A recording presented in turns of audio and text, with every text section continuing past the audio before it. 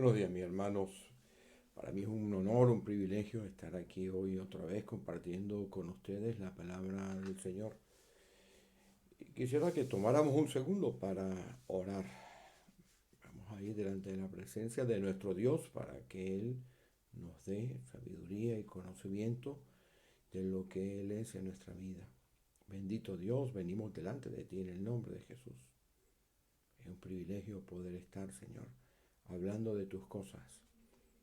Pedimos, Señor, que tu Espíritu esté, Señor, guiándonos a toda verdad, a toda justicia, a todo juicio, Padre. Oramos por las personas que estarán hoy escuchando este mensaje, Padre. Y pedimos por nosotros para que podamos, Señor Jesús, hablar de tus cosas. Pedimos que las meditaciones de nuestro corazón y los dichos de nuestra boca sean agradables a ti. En el nombre de Jesús. Amén. Amén. Bueno, hermanos, esta semana he querido compartir con ustedes algo que me parece que es interesante. Mire, sentado aquí en casa mientras voy preparando mis ideas y voy mirando afuera un pequeño patio que Dios nos ha provisto, observo que la forma en la cual yo estoy viendo la situación de mi casa, de mi patio, me enseña que cada cosa tiene una perspectiva. Y la visión y la perspectiva que nosotros tengamos de Dios en nuestra vida va a marcar de una manera increíble nuestra manera de pensar, nuestra forma de pensar. Porque la visión que tenemos nosotros de Dios marca, tinta, colorea la manera en que interpretemos los acontecimientos que nos suceden todos los días. Cuando en nuestra vida, nuestro punto de referencia, nuestra manera de conducir nuestra vida, nuestra forma de pensar y de interpretar nuestra realidad está dada por los acontecimientos que nos rodean, probablemente nos veamos en inconvenientes. Porque los acontecimientos que nos rodean generalmente son cambiantes. Los acontecimientos que nos rodean generalmente no los podemos controlar. Los acontecimientos que nos rodean son como nuestra vida, o forman parte de nuestra vida, son algunas veces zigzagueantes. Vamos a la derecha, vamos a la izquierda, eh, son impredecibles, como he dicho hace unos segundos, se modifican constantemente, podemos planificar, podemos hacer el mejor de los planes, el plan más detallado, pero algún acontecimiento que no hemos puesto en el plan suele suceder. Muchos de los que hoy escuchan este mensaje, con toda seguridad, han hecho muchos planes y la mitad de sus planes no se han cumplido. Es que la vida es así, mis hermanos, la vida es cambiante. La vida nos sorprende todos los días. Cada mañana nos podemos levantar pensando que vamos a actuar de una forma y que tenemos el día sujetado con nuestros planes, pero pasa algo y algo cambia.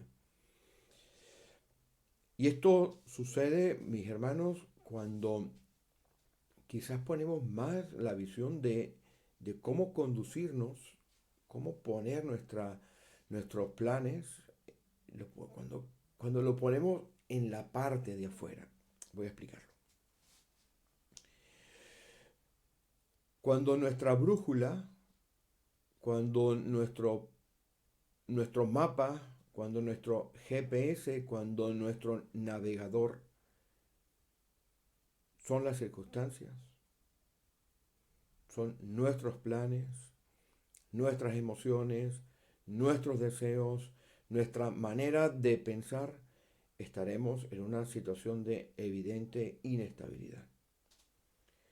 Pero cuando nuestro punto de referencia es algo inmutable, cuando nuestra navegación está dada a un solo objetivo, cuando hemos puesto a algo que no se mueve como punto de referencia. No importa que la vida nos lleve un poco a la derecha o un poco a la izquierda, siempre rectificaremos para mantenernos en el camino que nos conducirá a aquello que nosotros hemos considerado que tiene que ser el norte de nuestra vida. Nuestro punto de referencia, por ende, ya saben hacia dónde me dirijo con toda seguridad, tiene que ser algo que sea estable. Pero no que sea estable de forma circunstancial, es decir, no que sea estable por un mes, por una semana, por un año, sino algo que sea eternamente estable, algo que sea eternamente fiable, algo que no cambie por circunstancias, algo que podamos nosotros reconocer en medio de todas las situaciones que nos podamos ver, aquellas malas y aquellas buenas. Este punto de referencia de nuestra vida únicamente puede ser el eterno, inmutable, fiable Dios. Pero para poder hacer esto, mis hermanos, como he dicho al principio, tenemos que cambiar nuestro sistema de referencia. Todos venimos a las congregaciones, todos venimos a la luz del Señor con nuestros planes, con nuestros deseos, con nuestra historia personal y con el deseo de hacer las cosas como nosotros consideramos que tienen que ser hechas. Tenemos que empezar a cambiar cuando estamos en las congregaciones y somos cristianos y hemos aceptado a Dios como nuestro Señor y como nuestro Salvador. Tenemos que empezar a cambiar nuestros puntos de referencia. Esto lo voy a explicar por un ejemplo que todos conocemos y es el ejemplo de José. La historia de José es una historia fascinante. Estoy seguro que todos los que escuchan la han visto, la han conocido, la han estudiado con muchísima profundidad, pero hoy quiero, con la brevedad que requiere el tema, con la profundidad que requiere el tema y por el hecho de que lo tenemos por internet, y que muchos de estos vídeos se escucharán en ordenadores que tienen poca capacidad o en teléfonos que tienen poca capacidad de memoria, me he hecho la propuesta de que sea un mensaje corto, conciso. Como he dicho al principio, que nuestro punto de referencia no pueden ser las circunstancias que son cambiantes, no pueden ser las emociones que son cambiantes, son inconstantes, que nuestra vida es zigzagueante, que planificamos mucho y algunas veces no cumplimos, que las planificaciones están hechas con base en nuestros deseos personales, sino que nuestro punto de referencia y nuestro norte, en cualquier circunstancia, tiene que ser el inmutable Dios. Y el caso de José, que es un hombre extraordinario, lo encontramos en Génesis. Vamos a leer una porción de Génesis que está en Génesis capítulo 50. Este era un hombre que desde muy joven empezó a conocer circunstancias adversas y circunstancias buenas en su vida. Génesis capítulo 50. Leeremos a partir del versículo 15, dice. Génesis capítulo 50, a partir del versículo 15. Viendo los hermanos de José que su padre era muerto, dijeron, quizás nos aborrecerá José y nos dará el pago de todo el mal que le hicimos. Y enviaron a decir a José, tu padre mandó antes de su muerte diciendo, así diréis a José, te ruego que perdones ahora la maldad de tus hermanos y su pecado, porque mal te trataron. Por tanto, ahora te rogamos que perdones la maldad de los siervos del Dios de tu padre. Y José lloró mientras hablaban. Vinieron también sus hermanos y se postraron delante de él y dijeron, henos aquí por siervos tuyos. Y le respondió José, no temáis, ¿acaso estoy yo en lugar de Dios? Vosotros pensasteis mal contra mí, mas Dios lo encaminó a bien para hacer lo que vemos hoy, para mantener en vida a mucho pueblo. La historia de José es una historia singular. Les animo a que en casa mis hermanos vayan a estudiar, mis hermanos y mis hermanas vayan a estudiar la vida de José. Ya lo voy a resumir con bastante rapidez. José era el niño mimado, el niño consentido, el niño preferido de su padre. Este niño le llevaba a su padre las noticias del comportamiento de sus hermanos. Su padre le quería de tal manera que le hizo una túnica muy bonita de colores, dice la Escritura. Estas dos cosas, la preferencia del padre, algunos sueños que tenía José, más que era el lleva y trae para el padre, hacía que sus hermanos le aborrecieran. Dice la Escritura que no solamente le aborrecían, sino que le aborrecían muchísimo. Por ende, cada vez que se dirigían a este pequeño joven de 17 años de edad, se dirigían de una forma que no era para nada pacífica. Le hablaban mal, posiblemente con una actitud que no era buena. Y esto para un jovencito de 17 años, en aquella época y ahora también, podría ser hasta catalogado de lo que llaman bullying. Era posiblemente acosado por sus hermanos. Pero sus hermanos no solamente le aborrecían mucho, sino que adicionalmente le tenían envidia. Esta es una combinación bastante peligrosa.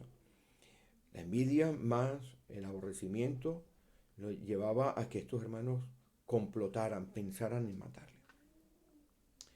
En una región llamada Dotán se aparece este joven de, como he dicho, el más pequeño de la familia, va a hablar con sus hermanos y sus hermanos ya tenían la decisión y el deseo de matarle. Pero ¿qué es lo que hacen? En vez de matarle, le ponen en un pozo profundo y este pozo le mantienen allí un rato y luego le venden por 20 piezas de plata, que era una cantidad simbólica, podríamos decir, porque es la misma cantidad que se utilizaba para redimir cuando hacías una promesa. Esto lo veremos en Levítico. Cuando hacías una promesa y no la cumplías o no podías cumplirla, a Dios pagabas la redención por 20 piezas de plata, 20 shekels, ese es el nombre. Pues le venden como esclavo. De un día a otro las circunstancias de la vida de José cambian.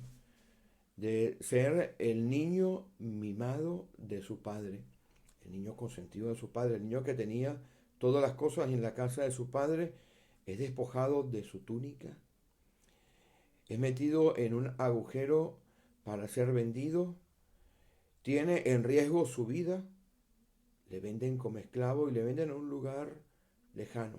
Nunca había pensado él estar allí en Egipto. Le venden a Egipto y le venden a un lugar en el cual no solamente no había pensado estar, sino que no conocía la lengua. Estaba solo. Muchos de los que emigran a estos países, España, por ejemplo, a Italia, a los Estados Unidos, muchos de ellos, muchos de nosotros, hemos emigrado porque conocemos a alguien que nos va a ayudar en algo, porque tenemos algún amigo, algún familiar que nos dice, ven aquí, que aquí te vamos a ayudar, y de alguna manera al principio te apoya, pero José no tenía nada de esto. José pasa a sus 17 años de edad, en cuestión de una semana o a lo sumo 2 semanas, de tenerlo todo, a no tener nada. No tener su túnica, no tener su familia, no tener a su padre, no tener a su madre, no hablar el idioma y a servir como esclavo. Como saben todos, llega a la casa de un egipcio. Este egipcio se llama Potifar. Allí le colocan en una situación de esclavitud o servidumbre, pero hay algo importante en la vida de José. Dios estaba con José. Le hace prosperar, le tienden una trampa, le meten en la cárcel y pasa aproximadamente 12 o 13 años en la cárcel. Yo creo que cuando José soñaba los sueños, estoy seguro que soñaba más sueños de los que aparecen en la escritura, con toda seguridad. Pero cuando soñaba los sueños y sus sueños eran conversados e interpretados, seguro que José tendría una visión diferente de lo que iba a ser su vida. Nunca pensaría haber sido esclavo. Nunca pensaría estar en la cárcel. José pasó 13 años, 12, 13 años en la cárcel, el 70% de su vida. Veía que entraba gente, veía que salía gente de la cárcel. Pero Dios estaba con José. Dios estaba allí y José lo veía, y esa fue la fortaleza de José.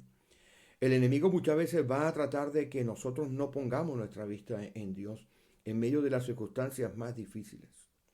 Si el enemigo logra remover a Dios de la ecuación de nuestra vida, si el enemigo logra que nosotros nos convenzamos que hemos tenido mala suerte, si nosotros empezamos a creer que las circunstancias nos están avasallando porque no hemos hecho un plan de una manera correcta, si empezamos a creer que somos víctimas de las circunstancias, es porque no estamos viendo a Dios en las circunstancias. En la cárcel, allí estaba Dios con José. Pero ¿cómo podemos nosotros ver a Dios en medio de todas las circunstancias? Primero, hay que entender que si nosotros cambiamos nuestra perspectiva de nuestra vida, si entendemos que Dios es nuestro Dios, que Dios es nuestro Señor, que hemos rendido nuestra vida a Él, nunca, mis hermanos, nunca podremos ser víctimas de las circunstancias, sino que seremos parte del plan de Dios en nuestra vida. José durante 13 años estaba allí. Interpretó sueños como lo saben en la escritura y aquellos salieron, pero él se quedó ahí dentro. Pero la providencia de Dios en la vida de José, porque Dios estaba con José, la vemos con claridad, pero con una claridad asombrosa. Y vayan conmigo a la escritura en el capítulo 41 de Génesis. Observen esto, lo que acontece en la vida de este joven. Ya habían pasado algunos años, 13 años había pasado. Por ende, José estaría, si tenía 17, ahora estaría en los 30 años. Observen la manera en la cual Dios trabaja cuando tú le reconoces en tu vida, cuando tú le reconoces en las circunstancias, cuando la providencia de Dios está trabajando en tu vida. El versículo 1 del capítulo 41 de Génesis nos da una clave importante. Aconteció que pasados 2 años tuvo Faraón un sueño. Faraón no podía conocer a José. Faraón estaba allá arriba en las alturas del poder. José estaba en lo más profundo de una cárcel. Pero Dios utilizó este sueño de Faraón para sacar a José de la cárcel. José sabía que Dios estaba con él allí, en sus circunstancias difíciles, en su cárcel, en su esclavitud. Allí estaba Dios con José. Y Dios utiliza al faraón, a un pagano, a uno que se creía descendiente directo de los dioses, linaje de los dioses, esos dioses egipcios, por supuesto. Y Dios le envía un sueño a Faraón. Y esta es la manera en la cual, por medio de una circunstancia que José no podía planificar, que José no podía prever, que José no podía pensar, Dios saca a José de la cárcel. Cuando usted, mi hermano, mi hermana, reconoce a Dios en sus circunstancias, como he dicho, usted no puede ser víctima de las circunstancias. Usted simplemente es una parte importante del plan de Dios, cualquiera que sea nuestra circunstancia, mi hermano. El resto de la historia, que todos sabemos, es que José interpreta correctamente el sueño de Faraón. Lo interpreta porque el Espíritu de Dios estaba con José. José es colocado de segundo. Sale de la cárcel directamente a un puesto de importancia en el mayor imperio que existía en ese momento. José es colocado justo debajo del faraón. Le visten como un rey. José vio a Dios en todas las circunstancias, inclusive en esas circunstancias buenas. A pesar de que todos los acontecimientos en la cárcel, en su esclavitud, podían mostrar situaciones adversas que hubieran hundido a José en un pensamiento negativo, José nunca dejó de ver a Dios. Hay un secreto para nosotros, mis hermanos.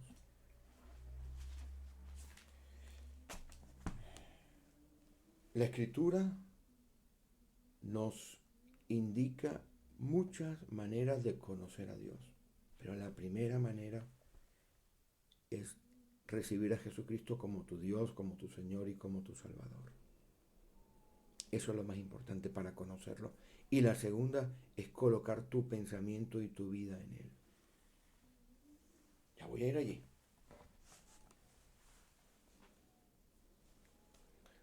No hay una sola frase en toda la vida de José en la cual se queje o le eche la culpa a Dios. Al contrario.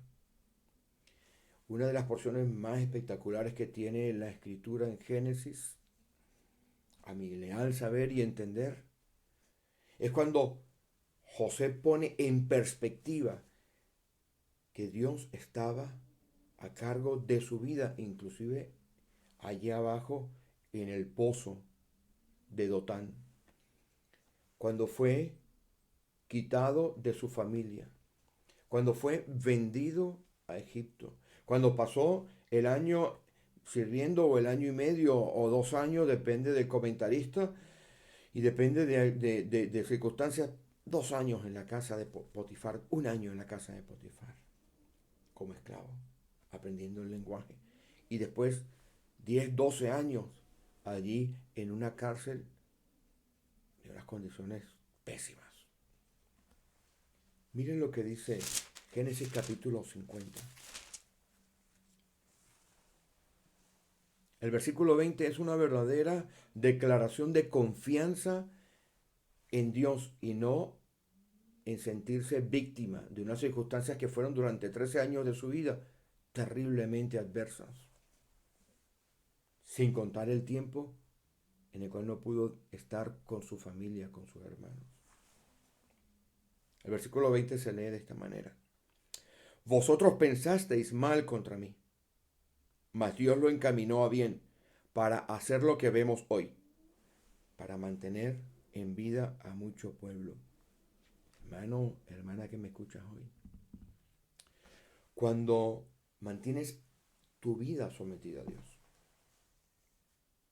cuando entiendes que el norte de tu vida es el plan perfecto, inamovible, inconmovible, estable, del único Dios que existe, que es eterno, que es bueno y que quiere para tu vida lo mejor.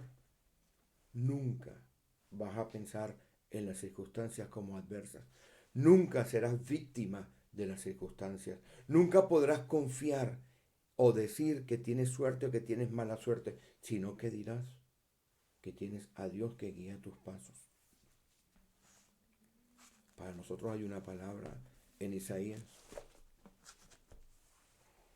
En Isaías 26 nos da una clave para que en medio de circunstancias cambiantes, en las cuales muchísimas veces no podemos ver una salida, reconozcamos a Dios allí. Capítulo 26 de Isaías. El versículo 3. Pero esta vez lo voy a leer no en la versión Reina Valera 60, sino que lo leeré en la versión Reina Valera contemporánea, Isaías 26:3. Dice así la Escritura. Haga suyo este versículo. No importa lo que esté aconteciendo afuera. Usted no es víctima. Usted tiene un Dios como tengo yo, que tiene el universo y la tierra en el hueco de su mano, que por su palabra se han creado todas las cosas, que conoce 50, 60, 100 años en nuestro futuro, que sabe lo que es mejor para ti y para mí, mi hermano, mi hermana. No es suerte, no somos víctimas, no son circunstancias que nos rodean, es el plan de Dios en nuestra vida. Isaías 26. Estoy leyendo la versión Reina Valera contemporánea. Dice así la Escritura. 26:3. Tú guardas un presente. Tú guardas. Tú, Dios Todopoderoso, tú, Dios perfecto, eterno, inmutable, bueno, bondadoso, cuya esencia es el amor, de quien brota todo lo bueno, todo lo perfecto, todo lo santo, todo lo puro. Tú guardas en paz completa, en completa paz, en completa tranquilidad, a quien siempre, de forma constante, 24 horas al día, 7 días por semana, piensa en ti y pone en ti su confianza.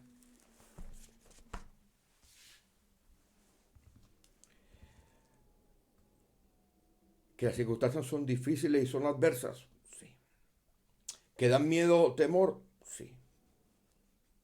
Que nos ponen algunas veces a pensar en una cosa o en otra, probablemente. Pero cuando cogemos la Escritura y aplicamos este versículo en nuestra vida,